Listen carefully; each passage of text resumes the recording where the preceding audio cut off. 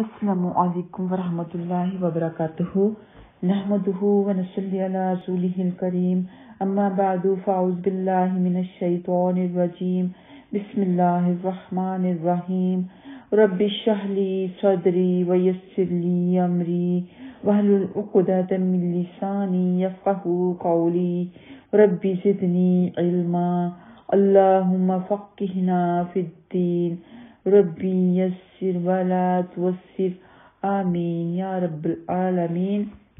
سورۃ البقرہ پارہ نمبر 1 آیت نمبر 53 اور 54 انشاءاللہ تعالی۔ سب سے پہلے تلاوت، پھر تفسیر، پھر ترجمہ۔ وَإِذْ آتَيْنَا مُوسَى الْكِتَابَ وَالْفُرْقَانَ لَعَلَّكُمْ تَهْتَدُونَ وَإِذْ قَالَ مُوسَى لِقَوْمِهِ يَا قَوْمِ إِنَّكُمْ ظَلَمْتُمْ أَنفُسَكُمْ بِاتِّخَاذِكُمُ الْعِجْلَ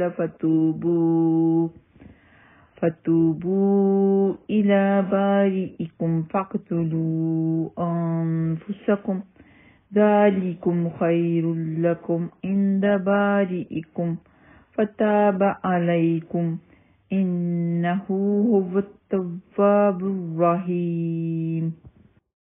فرمایا، اور جب ہم نے موسیٰ علیہ السلام کو کتاب اور فرق کرنے والی چیز عطا کی تاکہ تم ہدایت پاؤ، تو یہاں اللہ تعالیٰ فرماتے ہیں کہ موسیٰ علیہ السلام کو کتاب اور فرقان دراصل کہتے ہیں حق اور باطل میں فرق کرنے والی چیز کو فرقان کہا جاتا ہے، کہ حق اور باطل میں فرق کرنے والی کتاب یہ اللہ تعالیٰ نے عطا کی۔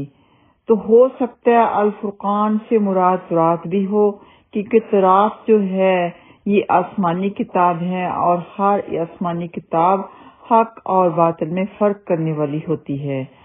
اور اگر کتاب سے مراد تورات لیں اور فرقان سے مراد معجزات لیں تو یہ بھی لیے جا سکتے ہیں، کیونکہ ہر ایک جو معجزہ اللہ تعالیٰ کی طرف سے ہوتا ہے حق اور باطل میں فرق کرنے کے لیے ہی ہوتا ہے۔ حق و باطل میں فرق کرنے والی ہر چیز کو فرقان کہا جاتا ہے۔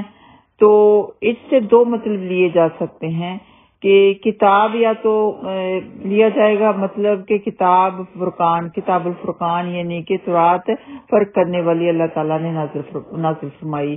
دوسرا مطلب یہ ہو سکتا ہے کیونکہ اس میں اور آ گیا نا، تو یہ بھی مطلب ہو سکتا ہے کہ اللہ تعالیٰ نے کتاب بھی عطا فرمائی اور فرقان یعنی کہ معجزات بھی عطا فرمائے۔ تو یہ بھی اللہ تعالیٰ یاد کروا رہے ہیں کہ موسیٰ علیہ السلام کو جو کتاب دی، فرقان عطا فرمائے، یہ بھی ہمارا انعام تھا بنی اسرائیل کے اوپر۔ آگے اللہ تعالیٰ آیت نمبر 54 میں فرما رہے ہیں کہ وہ دن بھی یاد کرو جب موسیٰ علیہ السلام نے اپنی قوم سے کہا کہ اے میری قوم، بے شک تم نے بچے کو اپنے پکڑنے کے ساتھ اپنی جانوں پر ظلم کیا ہے، پس تم اپنے پیدا کرنے والے کی طرف توبہ کرو، پس اپنے آپ کو قتل کرو، یہ تمہارے لیے تمہارے پیدا کرنے والے کے نزدیک بہتر ہے۔ تو اس نے تمہاری توبہ قبول کر لی، بے شک وہی توبہ قبول کرنے والا نہایت رحم کرنے والا ہے۔ تو ان سے کہا گیا تھا کہ صرف اور صرف اللہ تعالیٰ کی عبادت کرنی ہے، لیکن حضرت موسیٰ علیہ السلام کے جانے کے بعد انہوں نے بچے کی پوجا شروع کر دی۔ بہت بڑا گناہ کیا، بہت ہی سخت گناہ کیا کہ اللہ تعالیٰ کے ساتھ کسی اور کو شریک ٹھہرا دیا۔ تو اللہ تعالیٰ نے کیونکہ ان کے اوپر انعامات بھی بہت فرمائے تھے تو سزا بھی ان کی بہت بڑی تھی اور اس میں ان کی آزمائش تھی۔ فرمایا فَتُوبُوا إِلَى بَارِئِكُمْ فَاقْتُلُوا أَنفُسَكُمْ، اللہ تعالیٰ کے پاس توبہ بھی کرو اور اپنے نفسوں کو قتل کرو۔ جبکہ انہیں احساس ہو گیا تھا حضرت موسیٰ علیہ السلام کے آنے کے بعد وہ پیشمان ہوئے، نادم ہوئے کہ واقعی ہم سے بہت بڑا گناہ ہو گیا ہے، تو توبہ کرنے لگے، نادم ہوئے۔ تو اللہ تعالیٰ نے فرمایا کہ توبہ تمہاری تبھی قبول ہوگی جب تم اپنے نفسوں کو قتل کرو گے۔ تو جس طرح جو کوئی شادی شدہ زنا کرتا ہے تو اس کی سزا ہوتی ہے کہ اسے رجم کر دیا جائے، یعنی جان سے اسے ختم کر دیا جائے۔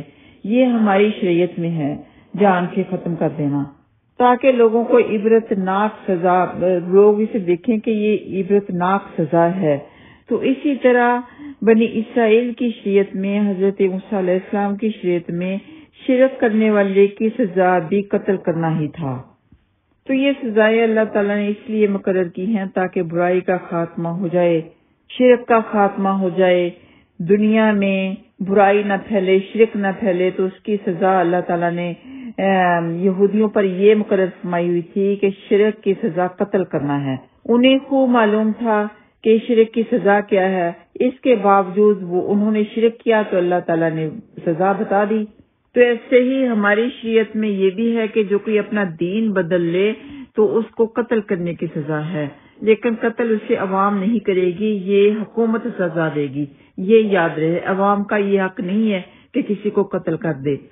اس کے بارے میں سیدنا عباس رضی اللہ تعالیٰ عنہ فرماتے ہیں، سیدنا عبداللہ بن عباس رضی اللہ تعالیٰ عنہ بیان فرماتے ہیں کہ رسول اللہ صلی اللہ علیہ وسلم نے فرمایا، جو شخص اپنا دین بدل لے یعنی مرتد ہو جائے، اس سے قتل کر دو۔ یہ بخاری میں موجود ہے۔ اور زانی کے بارے میں حدیث ہے کہ سیدنا عبداللہ بن عباس رضی اللہ تعالیٰ عنہ فرماتے ہیں کہ رسول اللہ صلی اللہ علیہ وسلم نے فرمایا، کسی مسلمان کا خون حلال نہیں ہے مگر 3 میں سے ایک سبب سے، قصاص میں، جان کے بدلے میں جان، شادی شدہ زانی، اپنے دین کو چھوڑنے والا، جماعت کو ترک کر دینے والا۔ یہ بخاری میں موجود ہے۔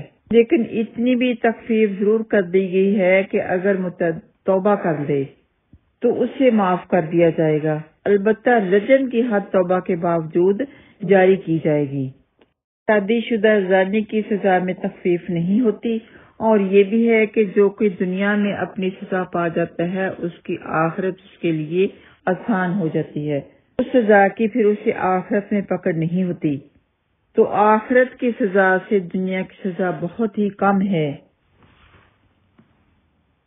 انہوں نے ایک دوسرے کو قتل کرنا شروع کر دیا۔ کتنا ہی سخت امتحان تھا کہ اپنوں کو قتل کرنا، اپنے رشتہ داروں کو، اپنے ماں باپ کو، اولادوں کو، سب کو قتل کرنا کتنا مشکل تھا، لیکن ان کی شریعت میں تھا، بتایا گیا تھا۔ پہلے انہیں بتایا گیا تھا کہ تمہیں اللہ تعالیٰ نے پیدا کیا، اللہ تعالیٰ کی عبادت کرنی، کسی اور کی عبادت نہیں کرنی، کسی اور کی پوجا نہیں کرنی۔ بتانے کے باوجود وہ گمراہ ہوئے تو سزا ان کو بتائی گئی، یہ شریعت میں سزا ہے تمہارے لیے، اللہ تعالیٰ نے مقرر کی ہے۔ ایک روایت میں ہے کہ حضرت موسیٰ علیہ السلام نے انہیں حکم الہی سنایا، اور جن جن لوگوں نے بچھڑا پوجا تھا انہیں بٹھا دیا، اور دوسرے لوگ کھڑے رہ گئے اور قتل کرنا شروع کیا۔ تو قدرتی طور پر اندھیرا چھایا ہوا تھا، جب اندھیرا ہٹا تو انہیں روک دیا گیا۔ شمار کرنے پر معلوم ہوا کہ 70,000 آدمی قتل ہو چکے ہیں، اور ساری قوم کی توبہ قبول ہوئی۔ یہ ایک سخت فرمان تھا جس کی ان لوگوں نے تعمیل کی، اور اپنے اور غیروں کو یکساں تہ بتہ قتل کیا، یہاں تک کہ رحمت الہی نے انہیں بخشا، اور موسیٰ علیہ السلام نے فرما دیا کہ اب بس کرو۔ مقتول کو شہید کا اجر دیا، قاتل کی اور باقی ماندہ تمام لوگوں کی توبہ قبول فرمائی، اور انہیں جہاد کا ثواب دیا۔ موسیٰ علیہ السلام اور ہارون علیہ السلام نے جب اسی طرح اپنی قوم کا قتل دیکھا تو دعا کرنی شروع کی کہ اللہ، اب تو بنی اسرائیل مٹ جائیں گے۔ چنانچہ انہیں معاف فرما دیا گیا، اور پروردگار عالم نے فرمایا کہ اے میرے پیغمبر، مقتولوں کا غم نہ کرو، وہ ہمارے پاس شہیدوں کے درجہ میں ہیں، وہ یہاں زندہ ہیں اور غذا پا رہے ہیں۔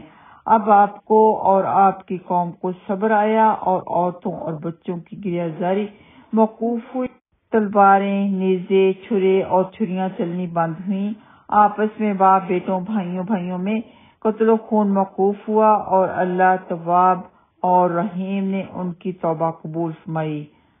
بے شک اللہ تعالیٰ توبہ قبول کرنے والا، رحم کرنے والا ہے۔